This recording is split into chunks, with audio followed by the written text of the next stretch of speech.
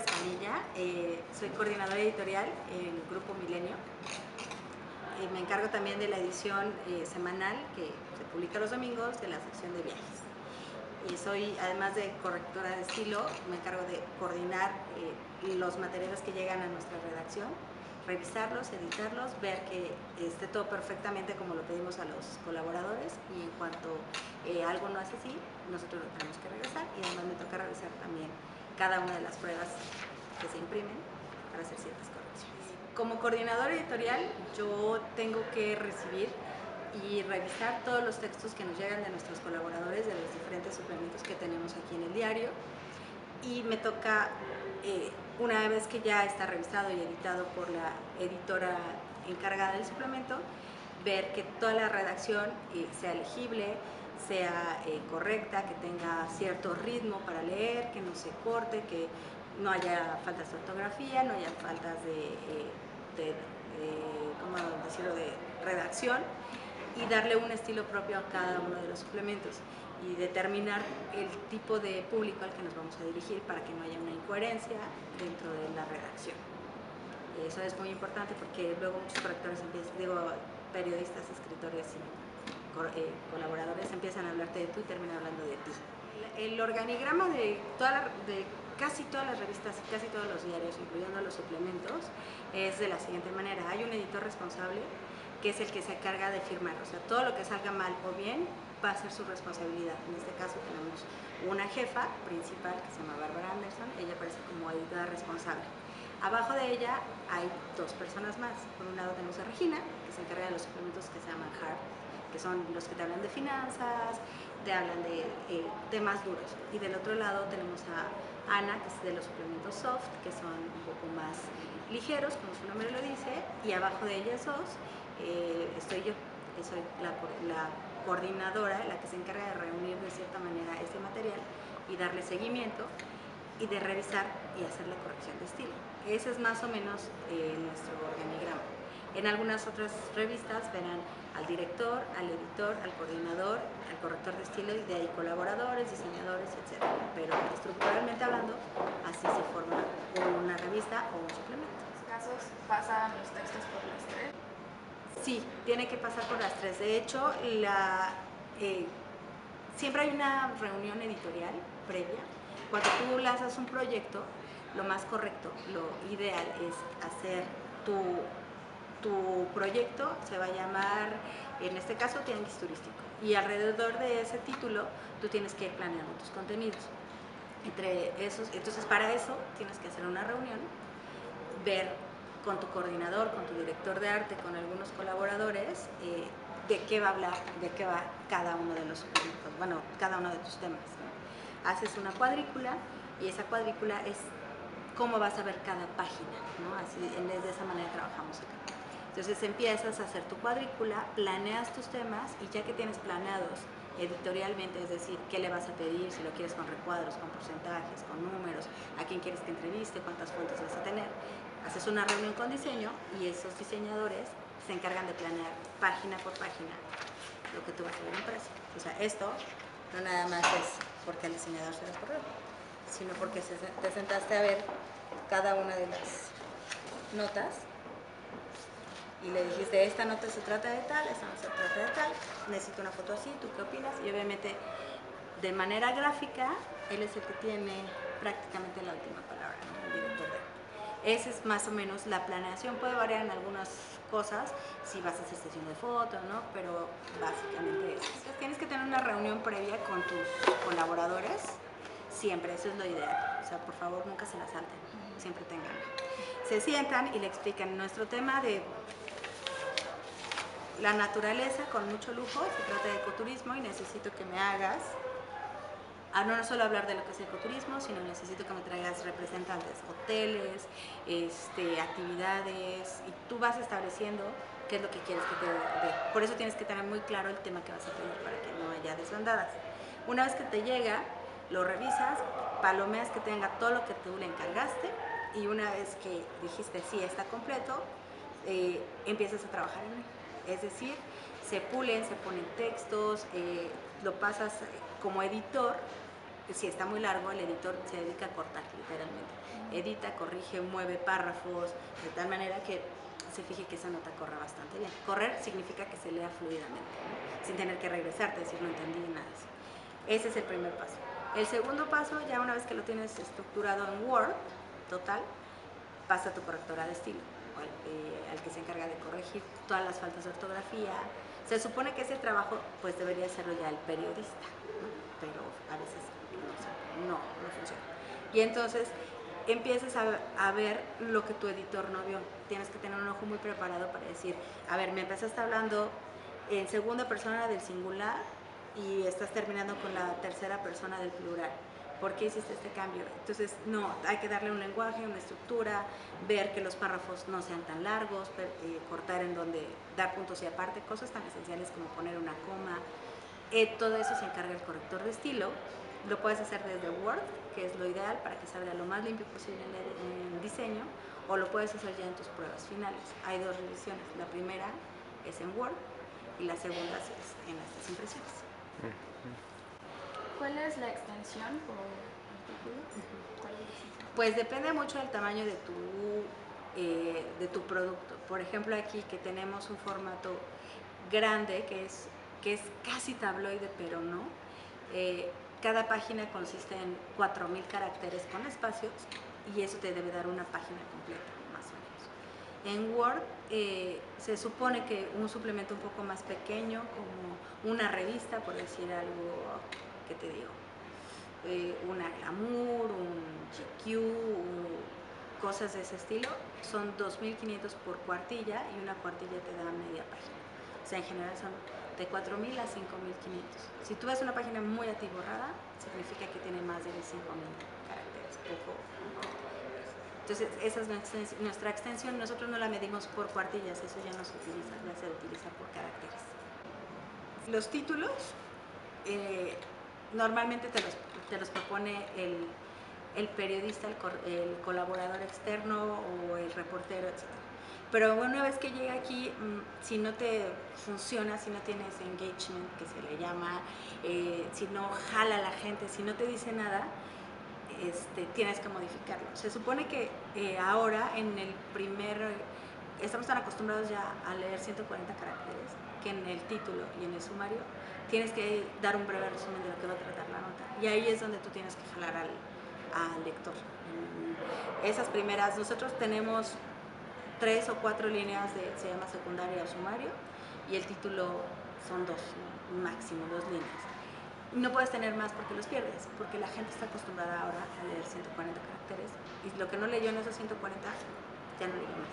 Y eso es el principal para que tú atraigas a tu lector, y en el primer párrafo siempre se conserva el qué, cómo, cuándo, dónde, por qué básico del periodismo, y a partir de ahí tú empiezas a desarrollar. Sí, desafortunadamente los diarios casi no tienen, o sea, tienen un corrector de estilo muy básico que se encarga de que no haya incoherencias, pero no se puede detener porque en el momento que se detiene la nota.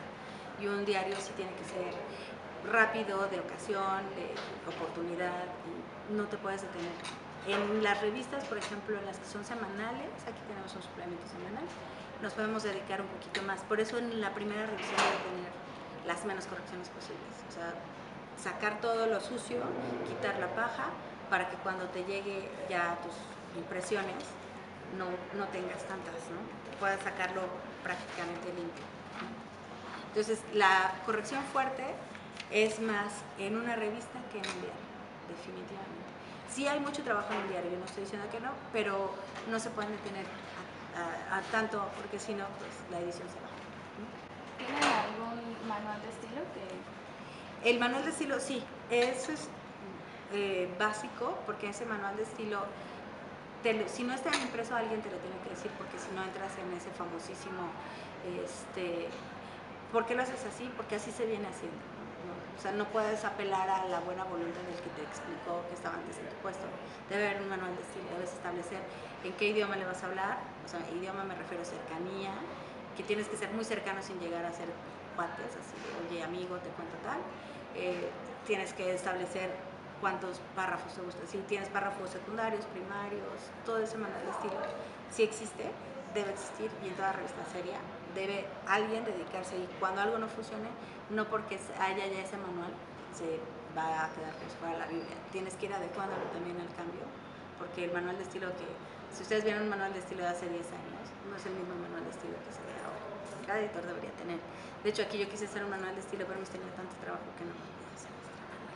No, o sea, yo más bien llegas y dices, oye, a ver, si contratas a alguien que ha estado muy inmerso en los medios, sabe cuál va a ser el ritmo. Antes no había tanta corrección como hay ahora. Porque yo empecé trabajando como correctora de estilo y ascendí hasta que logré ser editora. Pero entonces ya también es difícil que alguien me diga, no, así va, no, así no. Tienes que, eso es como todo, si tienes que empezar desde abajo, no puedes empezar, nadie puede llegar pidiendo ser editor si no tienes experiencia. Aquí en Milenio, algo que los haga... Ay, es que no quisiera decir que no existe porque no lo sé. O sea, yo entré a suplementos y en suplementos no había uno.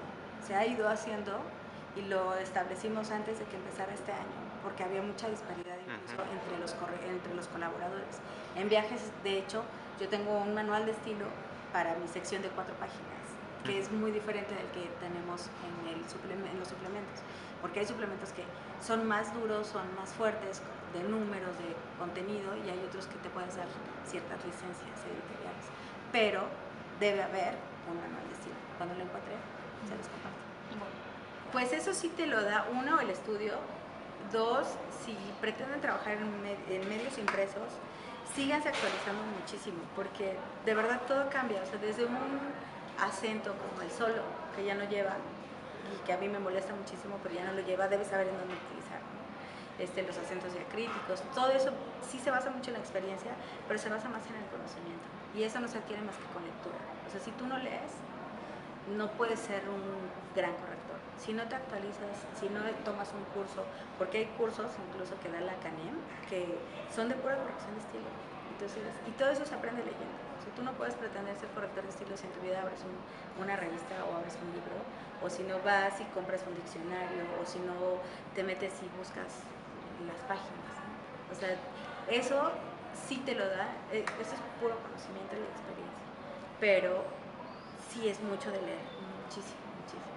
La puntuación es básica, pero pues si no pasas, o sea, me parece increíble que haya gente que terminó la universidad y no sabe poner un puntuación o un acento, que veas y digas, no, es en serio que pasaste ya y se justifican siendo, pues, es que soy dentista, es que soy contador, y eso qué, o sea, es conocimiento, ¿no? Es básico. Sí, desafortunadamente se ha perdido muchísimo. La gente hemos dejado de ser menos estrictos en la corrección. Antes era muy fácil agarrar y decir, uy, no, esto, pero la verdad de las cosas es que debe haber una evolución del lenguaje, y ahora el lenguaje es mucho más corto, tiene que ser más breve. La gente no tiene tiempo de leer, o sea, tiene que, en una página tú le tienes que decir muchas cosas.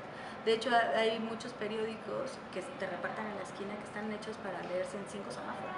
Y así te lo dicen. O sea, mi periódico, si hay algo que te importa, lo vas a arrancar y te lo vas a llevar, y el resto lo vas a llevar. Pero tú tienes que leer. Por eso las fotos son grandes. En un pie de foto te dicen el mejor amanecer en el Popocatépetl, ¿no? Y ya. Porque tiene que ser, se llaman call to action. Rápidos, te invito a hacer algo, te invito a que leas, te invito a que no sé, te metas en este mundo de la noticia para que tengas algo de qué hablar. Tiene que ser rápido. Entonces sí ha cambiado mucho. Yo me acuerdo cuando yo empecé hace muchos años, en donde yo leía textos que decían, es que cosa tan aburrida, y tenía que ser más precisa, ¿no? Así más, antes era más adornado el lenguaje, te permitías más escribir más. Ahora parece ser que el punto y seguido, pues ya casi nadie usa punto y coma. Casi todo el mundo es punto seguido, son ideas cortas. Entonces sí ha cambiado, pero la base sigue siendo la misma. O sea, tienes que aprender a hablar y a escribir para corregir.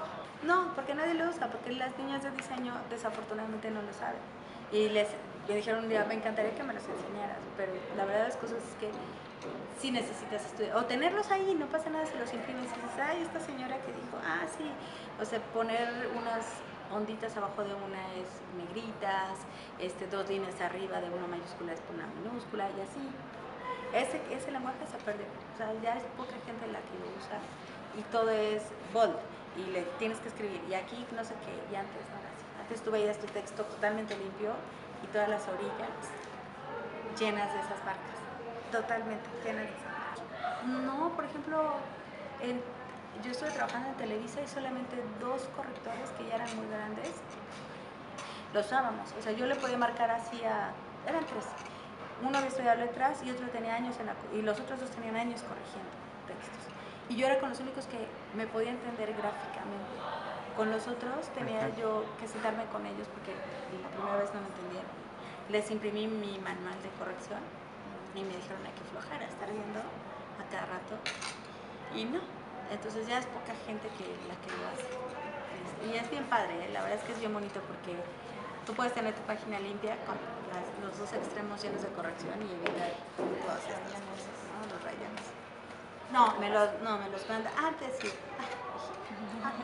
Antes, bueno, a mí me tocó que me entregaran textos escritos a mano y en lápiz. O a mano y en pluma. Pero con tachones de no, me equivoqué, esa no era la idea. A mí me tocó corregir cosas así de magistrados, contadores, de jueces, así. Porque trabajaba en una editorial que se dedicaba a hacer ese tipo de libros. Y sí me entregaban, pero pues tú perdías una página y ya va. Y ahora ya tú no tienes tiempo de hacerlo en Word y luego meter las correcciones. Antes había capturistas que hacían esas correcciones. Ya tampoco, esa figura ha desaparecido porque ya todo el mundo te lo manda en Word. Sí, ya es raro o sea, nada más lo imprimes cuando tienes que hacer unas precisiones con ese colaborador, pero ya con las notas que pones en Google Drive o las notas que pones al texto en Word, ya se llama. Entonces solamente se imprime, digamos, una vez si lo requiere, pero no hay una segunda impresión. No, ya de Word ya es rarísimo que se imprime. Lo que sí se imprimen son las pruebas de color, que son estas que tenemos aquí. Entonces, aquí tú vas haciendo, aquí vamos de atrás para adelante. Cuando tú pasas ya una vez tu texto que dices que está bien, es que quiero uno que tenga como varias correcciones.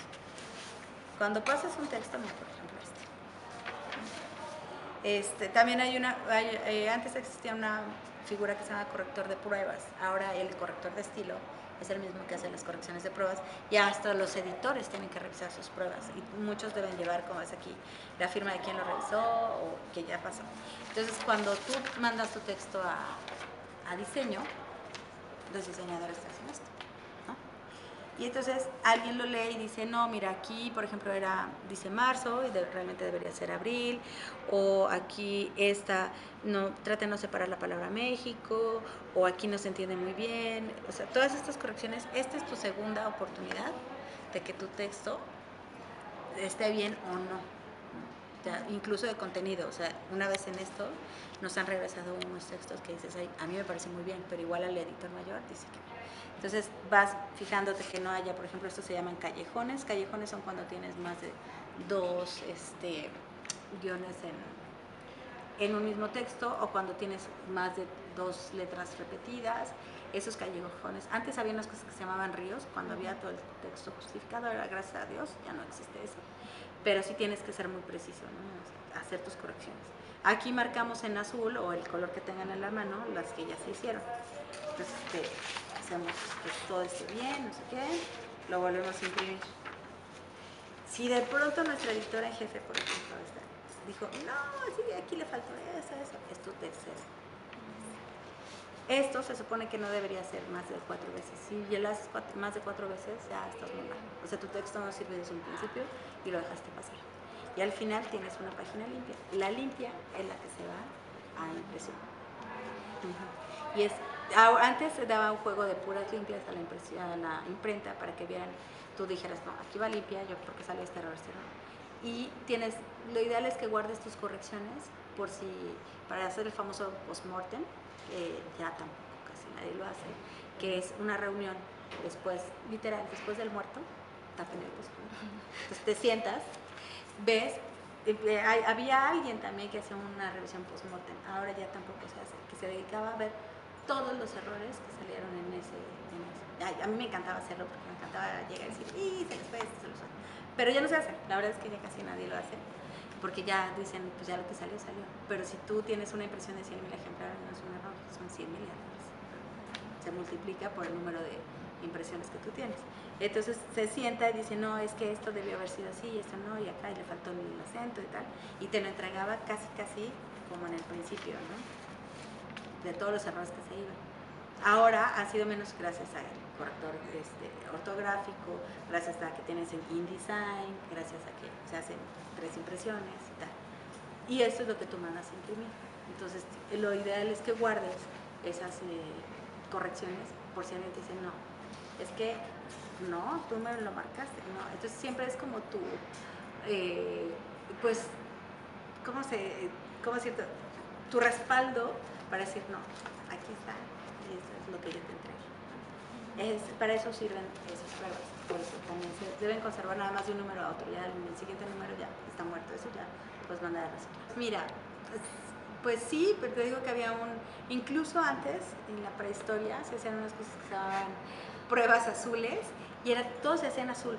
No sé por qué, eso sí no lo sé. A mí me tocó el proceso de ir a corregir pruebas azules a la imprenta. Entonces había un encargado en la imprenta que sacaba todo, haz de cuenta, las pruebas azules era cómo iba a quedar acomodada la revista o el periódico, la revista básicamente, y así, ¿no? Y entonces eran unos pliegos que se doblaban y se quedaban como fuera, como iba a ser, y se llamaban pruebas azules, y te daban un famosísimo crayón rojo, y tú ibas marcando. Eso ya no se hace. Esa figura ya desapareció, por lo menos los editores ya no vamos a eso. Es rarísimo el editor que va, y qué lástima porque era una maravilla. Luego llegó la evolución, el hombre fue evolucionando editorialmente. Y ahora empezaron a dejar de hacer eso y sí, empezaron a hacer unas cosas que se llaman cromalines. Los cromalines son unas páginas gigantescas como esta, pero en un papel como muy fino, como de fotografía, que seguramente los han visto por ahí, que tienen 4 rayitas de color, una negra, una amarilla, una verde y una cian, o una azul, ¿no? Eso se llamaban cromalines. Y cuando nos empezaron a entregar cromalines, fuimos muy felices. Entonces ya sacabas tu, y lo hacías así, hacías las correcciones. Y ya no ibas a la imprenta, porque la imprenta moderna te mandaba tus cromalines. Luego esos cromalines desaparecieron, siguió evolucionando el hombre y se inventaron las impresoras a color. Entonces, ¿qué tú podías tener en tu oficina? Entonces, tu diseñador ya no tenía nadie, o sea, ya nadie de la imprenta venía a entregarte eso. Ya el diseñador de allá se dedicaba a lo suyo y se empezó a romper también como esa comunicación básica en la imprenta. Entonces, ya tu diseñador es el que te imprime esto, tú lo mandas en un USB a la imprenta o como lo tengas que mandar, o lo subes al servidor, y eso desapareció. Entonces, figuras, personas como tal, quizá no, pero procesos sí. Por ejemplo, el proceso de el postmortem lo podía hacer tu corrector de estilo, o tenías una persona especializada en eso, o lo hacía el editor. Ese paso y esa figura como tal desapareció, por ejemplo. Las capturistas también desaparecieron. Yo me acuerdo también en la prehistoria que yo tenía, que una vez que yo corregía esos textos así, teníamos además un código de color. Mi jefa lo corregía en azul, yo lo corregía en verde, pero a mano, estoy hablando de a mano. Ella hacía sus correcciones con un lapicero azul, yo las hacía con uno verde, y Margarita, la directora de las capturistas, lo corregía en rojo, porque ella era muy buena en ortografía. Entonces se lo daba a sus niñas y palomeaban y capturaban. Eso también ya es raro que exista. Mi marido trabaja en el Tribunal Federal en la parte editorial, y todavía hay magistrados muy viejitos que les encanta escribir. Entonces él tiene 1 o 2 capturistas, por ejemplo, pero ya tampoco existe esa figura. O sea, no. El manual de corrección ya casi nadie lo usa tampoco. ¿Los periodistas se prestan accesibles cuando les modifican sus textos? No, todos tenemos un ego muy fuerte. O sea, el ego es lo que mueve al periodista, desafortunadamente. Hay muy pocos periodistas que yo conozca que sí permiten eso. Afortunadamente los que trabajan con nosotros son muy accesibles, te permiten hacer esas correcciones, porque la verdad de las cosas es que si no haces las correcciones, pues simplemente esto es muy frío, no lo haces, no acatas, pues te vas y conseguiré otro que sí lo permita, pero en general no. Yo creo que a lo largo de todos estos 21 años que tengo de carrera, creo que la humildad es lo que te va a ayudar a colocarte más. Entonces, yo sé que puedes escribir muy bien, pero si escribes y nadie te entiende, tu texto no sirve, ¿no? O si escribes y tienes un dato falso o un dato impreciso, o sea, a veces por una coma, todo el mundo lo hemos visto, el sentido cambia. Entonces sí tienes que bajar un poco la cabeza y decir, ok, sí, tampoco vas a corregir por corregir, porque tenemos muchos editores en el medio corrigen por decir, soy el editor y tengo que destacar mi chamba y lo voy a hacer, y corrigen. Entonces, tampoco se trata, no corrijas por convivir, por favor. Pero mira, tenemos como, o sea, no sé, yo tengo un colaborador que se llama Carlos Tomasini, que el viaje es extraordinario, pero cuando hace cosas de finanzas súper rudas, sí hay que corregirle mucho, y no porque esté mal, sino para hacerle las precisiones necesarias. Y de plano tú ves un texto y ya con la experiencia vas diciendo, no, este texto pues no sirve. Y de entrada ni así, ni te molestas en corregirlo, regresas y dices, ¿sabes qué? No funciona, no es lo que te pedí. Pero sí, porfa, chicos, sean humildes. Si alguien les corrige, créanme que me duele más a mí que a ti, pero acéptenlo. Humillación. Antes era lapidación pública, pero ha pasado a la humillación, al famoso correo de cómo es posible que se te haya ido esto. O en público. No pasa, o sea, la sanción realmente es como más de ego y más de se nos fue a todos, más de cómo puede hacer, más de sentirte mal, porque pues todos quisiéramos que saliera perfecto y tener un dream team en donde a nadie se le va nada. Pero más allá no pasa. O sea, realmente no pasa. Bueno, a menos que sea algo así. Hubo un caso aquí de que se fue mal porque estaba mal, le echa la nota mal, y sí lo corrieron. O sea, tendría que ser algo así que dijera, Airbnb no sirve, es lo peor del mundo, que llegan los de oye, pues no es cierto, porque me lo estás haciendo súper bien, ¿qué hizo la nota? Ay, David, gracias por participar. Pero tampoco es, o sea, ya no es tanto así, o sea, sí tiene que ser un gran error, gran. Pues si en una de esas pues, te equivocaste, tienes que reponer, o sea, no sé, la mayoría de las veces se repone gratis. Y a ti como reportero, ¿qué te hacen? Te regañan así, pero así horrible. Normalmente los reportajes no los hacemos los reporteros. Para eso está, a menos que te digan, ¿sabes qué? Sí necesito que entrevistes a Emiliano, el director de Chevrolet en México, ¿no? Pero habitualmente esos te los encargan a través del departamento de ventas. El departamento debe tener los famosos copies que hacen sus textos en ventas debe existir, pero si no tienes a nadie que te haga, normalmente piden ayuda a los reporteros. Eso se ha hecho una práctica muy común últimamente, antes no se utilizaba. Lleguen pensando que tienen que aprender, ¿no? O sea, porque en esto, yo tengo muchos años en este negocio de la edición, y justo en este trabajo te puedo decir que sigo aprendiendo de números, cosas que yo no tenía ni idea, mundos que yo desconocía, contactos que yo no sabía ni que existían, ¿no? Y la verdad, en un año que he estado aquí, he hecho entrevistas con personajes que en la vida me hubiera imaginado. Y tengo muchos años de experiencia que yo bien podría decir, por favor, pero no. Entonces sí, aprendí.